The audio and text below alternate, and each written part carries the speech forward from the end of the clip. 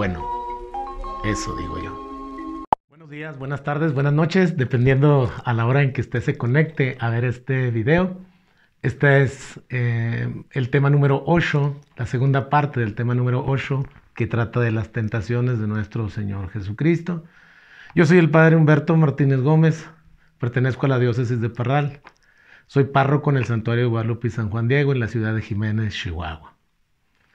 La primera parte de este tema, las tentaciones, giró en torno a la tentación del Evangelio según San Marcos.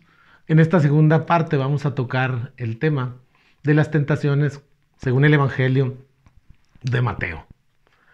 Las tentaciones en el Evangelio de Mateo, el narrador tiene la misma intención que en el Evangelio de Marcos: separar a Cristo del camino que el Padre, que su Padre Celestial le ha trazado.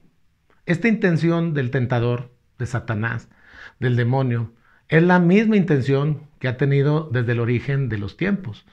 En el libro del Génesis escuchamos cómo el tentador llega hacia nuestros primeros padres, Adán y Eva, y los tienta con esa frase: si comen de ese árbol, entonces serán como dioses. Y sucumben ante esa tentación, cambiando el rumbo de toda la historia. El hombre había sido creado para ser feliz. El hombre, de hecho, ha sido creado. Todavía el objetivo de Dios no ha cambiado ni un milímetro de su proyecto, de su propósito universal. Que el hombre alcance la plenitud de su felicidad, que la mujer alcance la plenitud de su ser. Por eso, en la exhortación apostólica Gaudate et Exsultate, en el primer número, el Papa Francisco dice que el hombre está llamado a ser un triunfador. El hombre está llamado a ser un santo. Fíjese las palabras del Papa Francisco: usted y yo estamos llamados a ser santos. Contrario a lo que a veces vivimos, lo dice el Papa Francisco en ese mismo número. Vivimos a veces una vida mediocre, aguada y licuada. ¿A qué le suena eso de aguado y licuado? Que nos desvanecemos ante las circunstancias adversas, ante la tentación. Nuestra santidad es un objetivo claro y preciso al cual estamos llamados todos los cristianos. Estamos llamados a la apoteosis, a llevar nuestra humanidad hacia el culmen, hacia lo más grande, hacia la cima, hacia nuestra máxima expresión, porque tenemos todos los elementos para hacerlo. Dios nos ha dado las herramientas, los materiales para hacer de nuestra vida un castillo, para hacer de nuestra vida una residencia enorme, con muchísimas recámaras, para que muchísimos de nuestros amigos, de nuestros familiares vivan en ella. Nos ha dado el material, el cemento, los ladrillos, los bloques, los adobes, el concreto, la grava, la arena. Nos ha puesto en nuestras manos la cuchara, el nivel. Ha puesto todo en nuestra existencia para que le demos el mejor uso. Y a veces, en lugar de construir una residencia, un edificio adornado con una fachada preciosa, salimos con una mendiga casita de Infonavit. Hacemos de nuestra vida un jacalito mediocre, aguado y licuado. Y entonces es cuando Dios se ve decepcionado de su obra. Las tentaciones en el Evangelio de Mateo llevan a Cristo a levantarse, a erguirse como el verdadero hombre, dice la Gaudium et Spes número 52. Como el verdadero hombre y como el hombre verdadero. Las tentaciones en Mateo no son como las de Marcos, de tipo genérico, no. Las de Mateo tienen especificaciones. Se refieren la primera al hambre. Después de 40 días de ayuno sintió hambre. Luego, en un segundo momento, va a tentar Satanás a Cristo con el aspecto mágico de Dios. El pueblo de Israel tenía la tentación de que Dios debería de resolverle todos sus problemas. Y entonces consideraba a Dios como un amuleto, como algo mágico, que se apoderaba de él, y entonces Dios estaba al servicio del pueblo y no el pueblo al servicio de Yahvé. Así le tenía esa connotación al Arca de la Alianza. Cuando ellos iban perdiendo una guerra, mandaban traer el Arca de la Alianza y ganaban. Y cada vez que iban perdiendo una guerra, traían el Arca de la Alianza y ganaban. Hasta que en una pelea, según 1 Samuel capítulo 4, llevaron el Arca de la Alianza y Dios ya no quiso seguir el jueguito. Perdieron la guerra, perdieron el arca y perdieron todo. Y ese tinte mágico que le daban a Dios desapareció también. En un tercer momento, Jesús será tentado por algo tan atractivo como lo es el poder. El poder es incluso más atractivo que el dinero, porque el poder enferma. El poder nos llena de soberbia. El poder nos levanta de nuestro humus, de nuestra humildad. Y entonces el demonio va a tentar a Jesús con eso.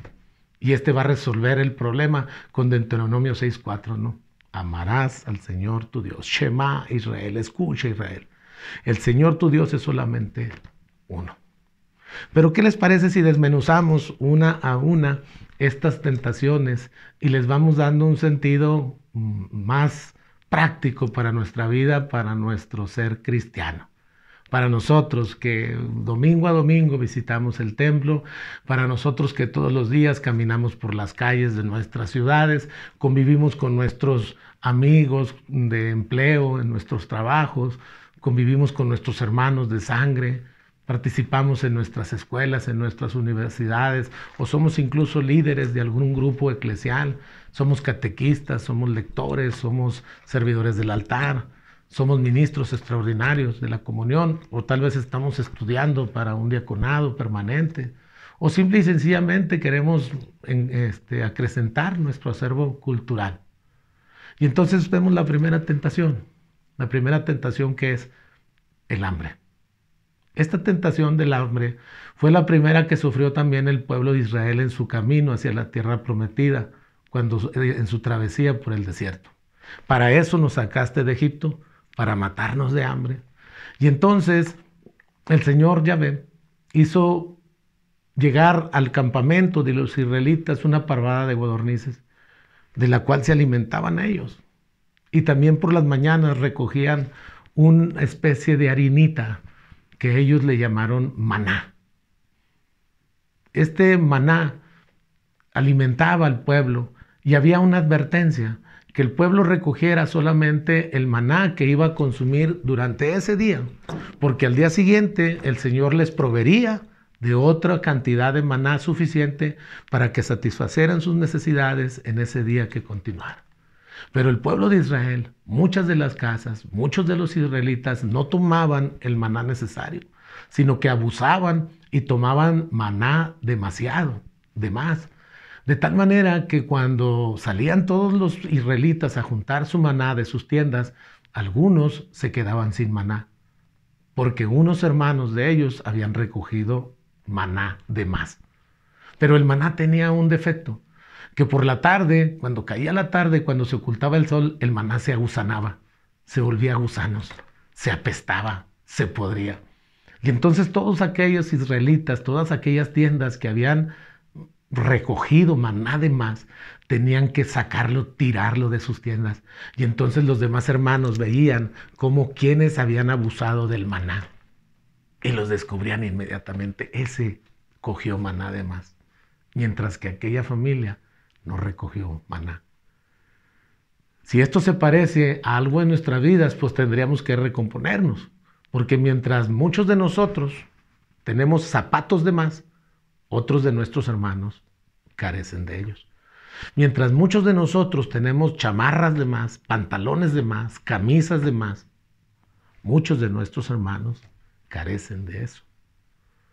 Hermanos, el Señor puso en nuestra vida estos bienes, no para nuestra satisfacción personal, sino para que nosotros los repartiéramos, los compartiéramos con nuestros hermanos que menos tienen.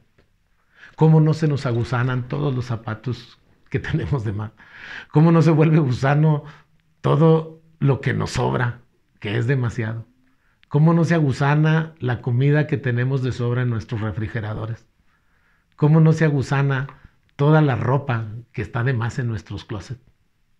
Ojalá y fuera como el maná, para que la gente descubriera todo lo que tenemos de más. Jesús pone por encima del pan físico, del pan que satisface la necesidad de hambre física, pone por encima la palabra que es más satisfactoria. No solo de pan vive el hombre, sino de toda palabra que sale de la boca del Señor.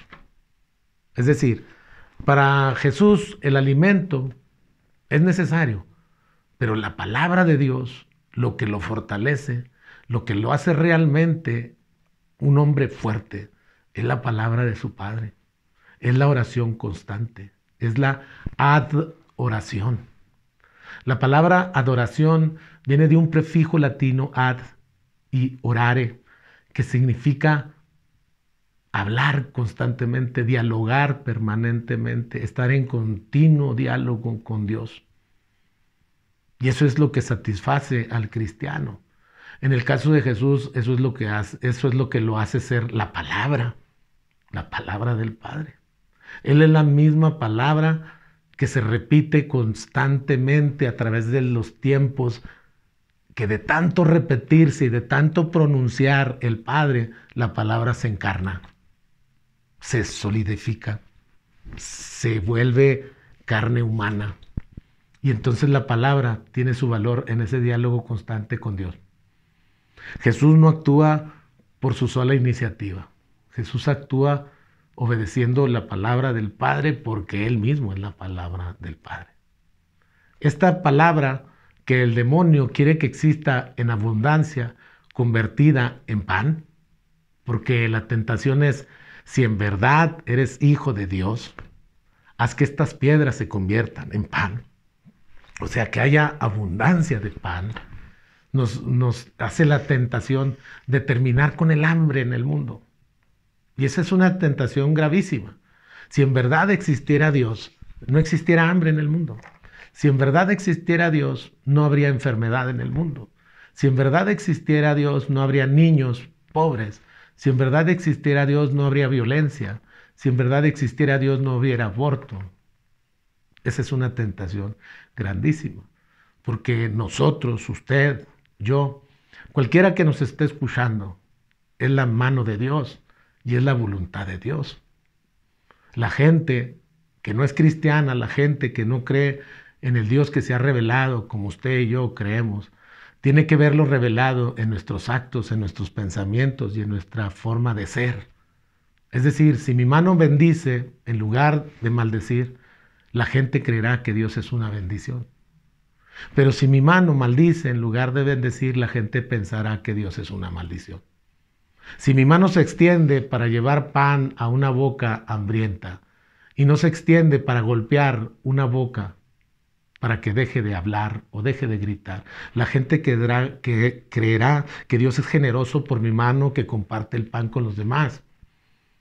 Y no creerá que Dios es un violento porque lastima al que grita, al que se queja. Usted y yo somos la presencia de Dios en este mundo. Y eso deberíamos de entender, y así superaríamos la primera tentación. Hay suficiente pan para vivir todos en este mundo. Lo que pasa es que está mal repartido. O no mal repartido, sino en las manos equivocadas. Pero a usted y a mí nos toca repartir lo que tenemos. No lo que no es nuestro, ¿no? Sino lo que es mío. Mi papá le daba risa escuchar cómo Zapata había distribuido las tierras en el sur. Y él le gustaba decir: Zapata distribuyó las tierras que no eran suyas, por eso las distribuyó. Pero su rancho, ese no lo distribuyó, ese se quedó con él. La segunda tentación nos habla de ese sentido mágico, esotérico, que a veces le damos a Dios, tan difundido en nuestra sociedad. Basta prender la radio o escuchar la televisión para darnos cuenta cómo hay miles de personas que le sacan fruto a esos disque poderes, disque facultades, carismas que tienen para leer la mente, para leer las cartas, el café, para leer los caracoles, para leer las estrellas, para leer los astros. Y curiosamente es gente que no sabe leer la gramática, que no sabe leer las letras normales, comunes y corrientes, como lo sabe usted, como lo sé yo. Así más o menos era el rito que tenían nuestros hermanos israelitas y el rito que tenemos casi mucha gente de nuestra época. Súbete al pináculo del templo, a la parte más alta del templo. Lánzate al vacío, porque Dios, según el Salmo 15, ha dado órdenes a sus ángeles para que tu pie no tropiece con la piedra. Jesús le contesta con la misma palabra. No tentarás al Señor tu Dios. Hermanos, a veces nosotros le ponemos pruebas a Dios. Si me curas a mi hijo, si me das un buen trabajo. Mi sobrino Felipe de Jesús dice, Señor, si me saco la lotería te doy el 15% o te doy el 20%. ¿Usted cómo tienta a Dios? Lo tentamos con una veladora, lo tentamos con un rosario, lo tentamos con una caminata a ver al pueblo del Tizonazo, al Señor de los Guerreros, una vez por año. Esa misa tiene que ser poderosísima. Esa misa que se celebra en Indé, Durango, tiene que tener un poder sorprendente porque la gente va a esa misa y no vuelve en todo el año a la misa. Tiene un poder grandísimo. Nada más va una vez al año a misa y le sirve para todo el año. Debe ser grandísima. Entonces, ¿cómo tentamos al Señor nuestro Dios? ¿Cómo lo usamos de una manera mágica, milagrera? Cuando estaba en la sierra, en un pueblito llamado Dolores, algún día fui a un pueblito, a una capillita del estado de Sinaloa, me quedaba muy cerquitas, ahí cerquitas de Badiraguato. Y entonces un señor se me hizo curioso porque tenía dos capillas, una capilla a la Virgen de Guadalupe y otra capilla a San Judas Tadeo. Y yo le dije, ¿por qué construyó dos capillas? Dice, no, padre, es que si los junta uno a la Virgen de Guadalupe y a San Judas, se pelean. Eso es magia, eso es superstición. ¿Cómo se van a andar peleando? Sí, se pelean. No tentarás al Señor tu Dios. La tercera tentación, la más peligrosa y la más atractiva para nosotros, también para Cristo, la del poder. Le presentó todas las naciones y le dijo, si te arrodillas y me sirves, todo esto será tuyo. Le contestó con Deuteronomio 6:4, Shema Israel, escucha Israel, el Señor tu Dios es solamente uno. A Él servirás con toda tu mente, con todo tu corazón, con todas tus fuerzas y con toda tu alma. Y solo a Él le servirás. El demonio se retira hasta el momento oportuno. El momento oportuno será el momento de la cruz, donde repetirá la misma frase. Si en verdad eres hijo de Dios, bájate de esa cruz y bájanos a nosotros, le dirá el ladrón, el mal ladrón. El otro ladrón le recriminará, ni estando en la cruz temes al suplicio. Nosotros estamos aquí porque lo merecemos, pero él qué mal ha hecho. La tentación del poder es atractiva, porque el poder nos hace inteligentes. Todos los que están a nuestro alrededor así nos consideran.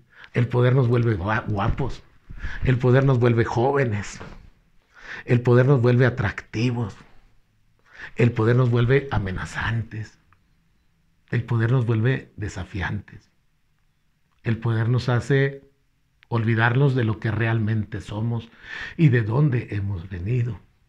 El poder nos hace olvidarnos de dónde nos tendió una mano el Señor y nos sacó como a Pedro cuando se ahogaba.